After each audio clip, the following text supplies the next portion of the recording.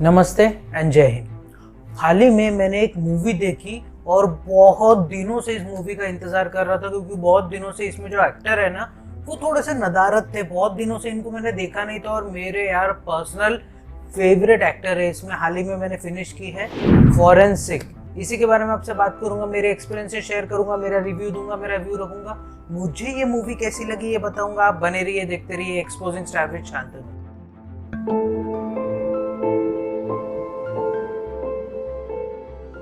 तो हाल ही में मैंने एक मूवी फिनिश की है, उस मूवी का नाम है फॉरेंसिक। अब सबसे पहले इसके स्टार कास्ट की बात कर लेते हैं। सबसे पहले इसमें है, जैसे कि मैंने आपको बताया कि मेरे पर्सनल फेवरेट, और जब से मैंने इनकी एक वेब सीरीज देखी ना तब से मैं यार इनका दीवाना हो गया हूँ, मतलब इनके एक्टिंग का दीवाना हो गया हूँ। इसमें है विक्रांत मैसी। अब विक्रांत मैसी को कौन नहीं जानता ना, मतलब टेलीविजन से लेके फिल्मों तक का सफ़र बहुत ही सुहाना सफ़र था इनका। अपनी मेहनत के चलते अपने दम पर बॉलीवुड में एक अपना मुकाम हासिल किया है इन्होंने। फिर भी इनको हम लोग जानते हैं कार्गो नाम की एक मूवी से। कार्गो नाम की मूवी इन्होंने कर रखी है, उसका मैंने रिव्यू भी किया था। शायद ना थोड़ा सा हम लोगों को समझने में टाइम लगा वो मूवी को, बट मूवी बहुत क्लास थी यार वो। इसके अलावा इन्होंने और एक वेब सीरीज कर रखी जो मेरे दिल के बहुत करीब है। वो वेब सीरीज का नाम है क्रिमिनल जस्टिस। इसके अलावा इसमें कौन है? इसमें है राधिका आप्टे। अब राधिका आप्टे को भी यूं तो कोई परिचय की वो मोहताज नहीं है, बहुत सालों से इंडस्ट्री में काम करती आ रही है। और राधिका आप्टे को हम लोग जानते हैं पैडमैन जैसी मूवी से। पैडमैन में इन्होंने अक्षय कुमार की वाइफ का रोल कर रखा है। इसके अलावा राधिका आप्टे ने फोबिया नाम की मूवी कर रखी है। यूं तो मेरे को ना हॉरर से बड़ा डर लगता है, फिर भी मैंने वो देखी और बहुत जबरदस्त लगी थी मुझे भी वो। मतलब एकदम भी आउट ऑफ द बॉक्स नहीं थी, बट बहुत अच्छी थी। इसके अलावा इसमें कौन है? इसमें है प्राची देसाई। अब प्राची देसाई को भी हर कोई जानता है, मतलब टेलीविजन से लेके बड़े पर्दे तक का सफर इन्होंने बहुत अच्छे से तय किया है। फिर भी प्राची देसाई को हम लोग जानते हैं अजर नाम की मूवी से। अजर नाम की मूवी में इन्होंने काम कर रखा है। इसके अलावा प्राची देसाई ने एक विलन नाम की मूवी में भी काम कर रखा है। तो प्राची देसाई भी एक वेल नोन नाम है। तो ये तो कि स्टार कास्ट की बात। अब बात कर लेते हैं इसके प्लॉट की, या इसकी स्टोरी है क्या।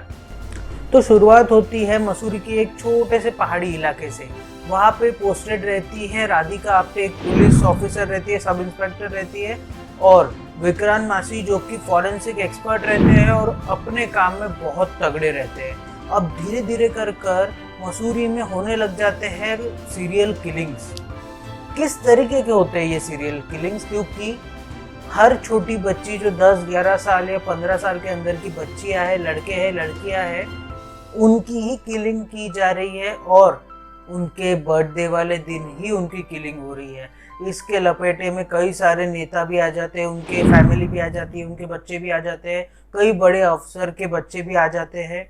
और राधिका आप्टे की जो भतीजी रहती है या भांजी रहती है, राधिका आप्टे की भांजी भी कहीं ना कहीं इसके चंगुल में फंस जाती है। अब इस सब चीज़ों को सॉल्व करने के लिए ये केस हैंड ओवर कर दिया जाता है राधिका आप्टे को। और राधिका आप्टे के अलावा फॉरेंसिक एक्सपर्ट विक्रांत मासी को बुला लिया जाता है कि भाई आप भी आइए और राधिका आप्टे की मदद करिए। विक्रांत मासी और राधिका आप्टे किस तरीके से जो सीरियल किलिंग्स का दौर चल पड़ा है, किस तरीके से इसको सबके सामने लाके खड़ा कर देंगे, किस तरीके से ये दोनों अपने शहर में या अपने गांव में जो जो किलिंग्स हो रही है उसको रोक भी पाएंगे या नहीं। और कहीं विक्रांत मासी राधिका आप्टे ही तो इन्वॉल्व नहीं है, या फिर कहीं राधिका आप्टे की भतीजी भांजी वो तो इन्वॉल्व नहीं है, या फिर कौन इन्वॉल्व है इसमें? इन सब चीज़ों के बीच में ये सारी स्टोरी झूलती है। अगर शॉर्ट में समझाओ ना तो छोटे से पहाड़ी मसूरी में सीरियल किलिंग्स का एक दौर चल पड़ता है। सीरियल किलिंग्स, छोटे छोटे बच्चों की किलिंग्स होने लगती है। अब उसको सुलझाने के लिए फॉरेंसिक एक्सपर्ट विक्रांत मासी और राधिका आप्टे को बुलाया जाता है। दोनों अपने काम में भिड़ जाते हैं। अब वो किस तरीके से इस सीरियल किलिंग्स को रोक भी पाएंगे या नहीं, और कहीं ये दोनों ही तो सीरियल किलर्स नहीं है, या फिर कहीं इनके जज परिचित वाला ही कोई सीरियल किलर है, या फिर ऐसा तो नहीं कि राधिका आप्टे और विक्रांत मासी किसी के थ्रू ये काम करवा रहे हैं। अब किस तरीके से ये स्टोरी अनफोल्ड होगी, इन सब चीज़ों के बीच में ये सारी स्टोरी झूलती है।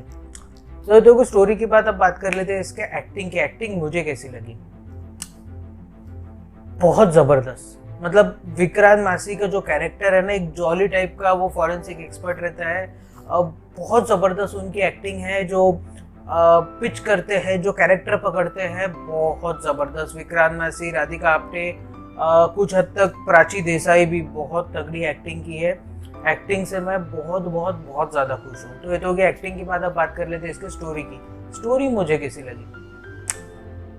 देखो, जब कोई सस्पेंस मूवी बनाई जाती है ना, तो उस मूवी में टेक्निकलिटीज़ पे बहुत ध्यान देना पड़ता है, और मुझे ऐसा लगता है कि टेक्निकलिटीज़ में स्टोरी थोड़ी सी लैग कर रही है। अदरवाइज स्टोरी बहुत अच्छी। मतलब हर एक 15 मिनट, 20 मिनट, आधे घंटे बाद आपको लगेगा ये किलर है, ये किलर है, ये किलर है, वो किलर है, वो किलर है।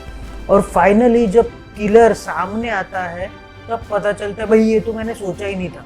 मतलब मैं इतनी सस्पेंस मूवी, इतनी मिस्ट्रीज देख चुका हूँ ना बॉस, ये मेरे को 100% में श्योर हूँ कि आप भी इस किलर को नहीं पहचान पाओगे शुरुआत में। मैं स्टोरी से खुश भी हूँ और थोड़ा सा खफा भी हूँ, क्योंकि विक्रांत मासी जैसे एक बेहतरीन एक्टर से आप ऐसे टेक्निकलिटीज़ में गड़बड़ नहीं करवा सकते, ऐसी स्टोरीज नहीं ला सकते कि जहाँ पे टेक्निकल फ्लॉज है। मतलब थोड़ा सा गाड़ी चलाते हो, आप समझ जाओगे जब मैं गाड़ी का चेज वाला सीन आपको बताऊंगा, आप देखोगे तब।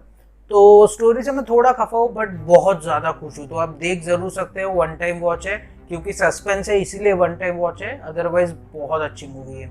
और आप क्या कर सकते हैं, अपनी हाथों की सफाई का ज़रूर से ध्यान रखिए। बार बार अपने हाथों से अपने चेहरे को मत छूइए। इसके अलावा सोशल डिस्टेंसिंग का ध्यान ज़रूर रखिए। मतलब अपने में और अगले में कम से कम 10 से 12 फीट का अंतर रखिए।